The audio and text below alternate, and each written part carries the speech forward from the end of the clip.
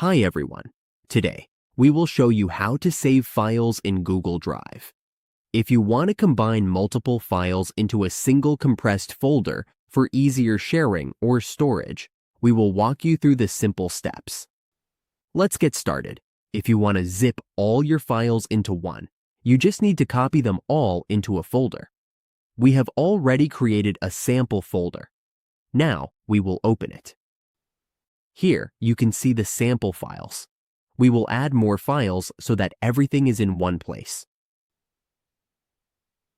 Now, we will paste the remaining files. There are 5 files left to add.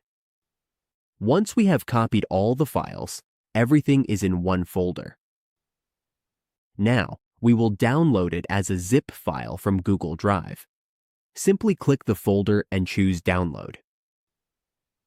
Google Drive will automatically compress your folder into one zippy file. As you can see, it is now a zip file. It is easy to share and store because it is compressed. Once the download is done, we can check it on the computer. As you can see, the folder is now zipped. You can now extract it to see all the files inside. Just click Extract. Here, you have the sample zip with all your files inside. Your files are now zipped and ready to use, share, or store from Google Drive.